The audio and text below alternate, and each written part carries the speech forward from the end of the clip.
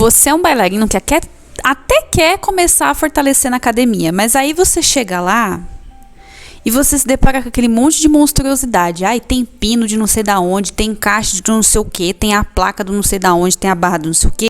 Não! Não! Você sabe como é que mexe? Então fica aqui que eu vou te explicar como é que funciona.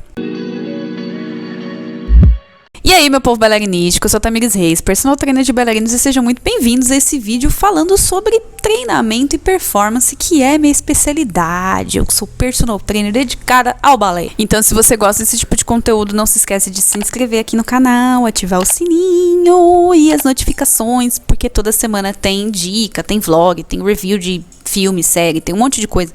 Tem muito conteúdo legal que eu sei que vocês assistem aqui e vocês acabam não se inscrevendo, então se inscreve aí. A primeira pergunta que todo mundo faz quando começa a academia, e quando eu falo começar a academia, é academia mesmo, porque treino em casa é outro esquema, porque aí tem peso corporal, tem elástico e tudo mais, é entender qual é a sua carga. E aí o que acontece é que muita gente acaba chutando para baixo. Então, você acaba fazendo lá um treininho usando um pezinho de 2 quilos, porque você fala assim, não quero me machucar, então vou preservar para menos.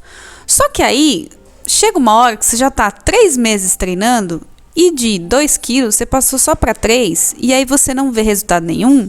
E aí você fala, academia não é para mim porque não funciona. Mas não é bem assim. Então, hoje eu quero falar um pouquinho sobre como mensurar as suas cargas em um treinamento. Para você, de fato, fazer, só mensalidade valer a pena. Então, assim, a primeira coisa que eu preciso falar para vocês, não é um treino que vai definir quais são as suas cargas, tá? Então, você vai chegar lá na sua academia, você vai fazer o primeiro treino, não necessariamente vai ser ali que você vai falar, eu pego esse treino e pronto, acabou. Não. Você precisa de um pouco mais de tempo para entender para onde você vai, qual é a logística, qual é a ordem do exercício, Porque às vezes tem academia que tem na parte de baixo, na parte de cima, então o primeiro treino nunca é um treino que você vai fazer rápido. Você precisa de demandar um tempo ali nele, porque você está conhecendo tudo. Tem gente que passa a hora só para ajeitar um banco, Então, num primeiro dia, vá com tempo, principalmente. Vá com tempo. Segundo ponto que pode ser interessante também, porque às vezes as pessoas não têm essa dimensão, é que, para quem sabe um pouquinho mais de anatomia, entende que algumas musculaturas são maiores do que outras. Então, não necessariamente você vai usar o mesmo peso para tudo. Ah, porque eu aguento 3 quilos aqui fazendo supino, eu aguento 3 quilos aqui fazendo rosca, eu aguento 3 quilos aqui para fazer ombro. Não necessariamente, tá? Porque as grandes musculaturas, elas conseguem aguentar um pouco mais de carga em relação às pequenas musculaturas. E aí é interessante, principalmente se você faz o uso das máquinas, você olhar a figurazinha que está ali. Tem algumas máquinas que dá uma viajada? Até tem. Mas se você olha na máquina e você vê que é uma musculatura grande, você já consegue perceber que não vai ser necessariamente pouquinho peso que você vai trabalhar. Entendeu? Então tem ali uma relação de tamanho e esforço, uma coisa meio da física ali, entendeu? Então na parte prática, se você pegar um quadríceps, que é a coxa, se você pegar um peitoral, se você pegar um costas, você aguenta muito mais carga do que um bícepsinho, do que uma panturrilha. Então, são musculaturas que são um pouquinho menores em relação a grupos maiores. Então, não necessariamente o peso que você usa para isso aqui é o peso que você usa para isso aqui, entendeu? Então, você precisa ter essa dimensão ali de tamanho. Outra premissa básica do treinamento esportivo, que é assim, a gente se forma e vem quase escrito no CREF, é que existe uma relação entre volume e intensidade. Então, dependendo da quantidade de repetições que você faz, você vai ter ali um equivalente de carga. Ou seja, quanto mais repetições você fizer, você não vai aguentar tanta carga assim. Ao contrário que, se você fizer menos repetições, você pode abusar das cargas, entendeu? Então, se o seu exercício tem lá 3 de 12, não é a mesma carga que você faria o mesmo exercício em 3 de 8. a 10, entendeu? Então, parece pouco, mas são 2 repetições, mas faz muita diferença no músculo. Então, menos repetições, você pode colocar mais carga, e mais repetições, você é obrigado a descer um pouco dessas cargas. Combinado? E aí, um dos pontos, né, que muita gente não sabe, e aí entra, né, a nossa questão de ser o profissional do rolê.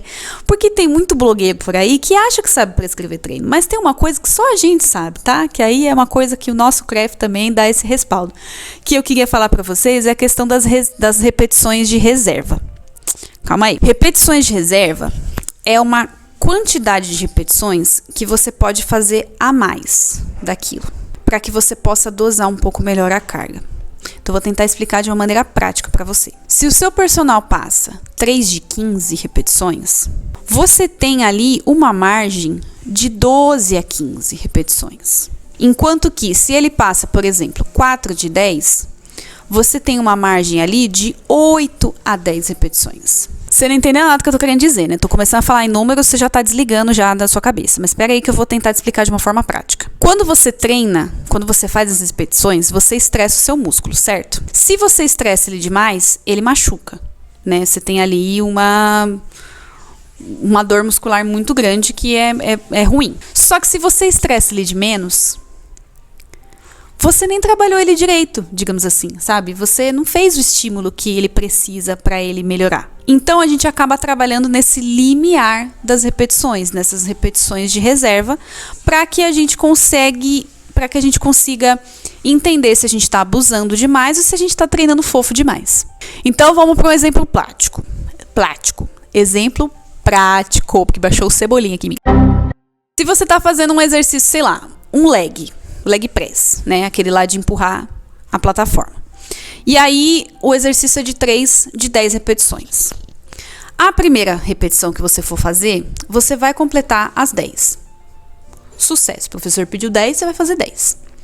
Na segunda repetição, né, na segunda série, se você fizer as 10 sem nem estar ofegante, aí você precisa ficar atento, que pode ser que seja fofo.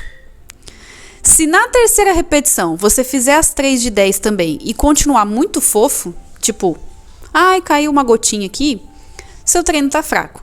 Então, qual que seria o ideal para você fazer dentro das faixas lá de repetição, de reserva?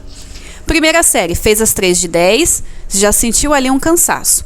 Segunda série, você fez ali 9ª repetição, já começou a se esforçar.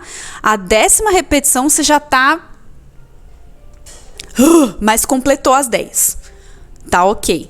Terceira repetição, você fez até o 8, na 9ª você não aguenta mais, essa é a sua carga, entendeu? Porque tá dentro do limiar ali de repetição, das repetições de reserva. Se por um acaso você fizer na terceira repetição, você conseguir fazer ainda mais algumas repetições, então sei lá, arrisca aí. Era 3 de 10. Se na terceira repetição você conseguir fazer 11, 12, 13, a sua carga tá, baixa. Você não tá nem fazendo cosquinha no seu músculo. Que tristeza. E aí o contrário também acontece. Se na primeira série você fez 3 de 10 e já tá morrendo muito, na segunda série você já tá fazendo 7 repetições, e na terceira série você não aguentou nem 5 repetições, aí essa carga tá muito alta, porque ela já tá muito abaixo do limiar. Então, se você tem ali 10 repetições, tenta chegar no 8. Se você trabalha ali entre 12, tenta chegar no 10. Se você trabalha entre 15, tenta chegar nos 12, entendeu? Então, sempre uns dois números para baixo, para você entender ali qual que é o limiar da repetição de reserva. Então, gente, fica muito atento em relação a essa questão das repetições de reserva, porque acontece muito o caso da pessoa ir lá, fazer o supino com 3 quilos, e aí o exercício seguinte é uma rosca, pegar exatamente os mesmos 3 quilos e fazer a mesma movimentação. Quando a gente percebe o volume muscular, né, o tamanho da musculatura, fica claro que o peitoral é isso aqui tudo. E o bíceps é esse negocinho aqui. Ah, mas são 2 músculos porque é bíceps. Mas ainda assim, a área da secção transversa que a gente fala é muito menor. Então, a sua carga para peitoral não é a mesma sua carga de bíceps. Então, você pode sim investir em aumentar um pouquinho mais das suas cargas no supino. E aí, às vezes, você tá pegando muita carga num bíceps com uma musculatura desse tamanho, porque você quer, né? Então, assim, tenta observar dentro das suas faixas de repetição, pega o seu treino direitinho e começa a anotar essas cargas, para ver se umas você está fazendo muito a mais ou você está fazendo muito abaixo. Tendo esse controlezinho, você inclusive vai perceber se você está aumentando a sua força, porque vai chegar uma hora que lá na 3ª série você está fazendo o que é proposto. Então, antigamente eu conseguia chegar na 8ª, 9ª repetição tremendo, não conseguia fazer a 10ª. Depois de um certo tempo treinando, você percebe que você chegou na 10ª. Aí é sinal de que pode ser que você consiga progredir a sua carga, né? Mas isso aí é assunto para outro vídeo. Então, se você gosta desse tipo de conteúdo, não se esquece de se inscrever aqui no canal, porque eu trago muito dessas questões que muito bailarina não tem dimensão. A gente sabe fazer tandi, né? A gente sabe fazer tandi, a gente sabe fazer plié. Agora, saber como é que coloca os negócios lá das plaquinhas do não sei o que, da anilha do treino, a gente não sabe, mas eu tô aqui para te ajudar. Então, não se esquece aí de se inscrever no canal, ativar as notificações, porque toda semana eu trago um conteúdo novinho, fresquinho, quentinho, chuchuzinho, para melhorar a sua performance também e ajudar você a prevenir as suas lesões. Então, eu vejo vocês na semana que vem. Um beijo e até lá.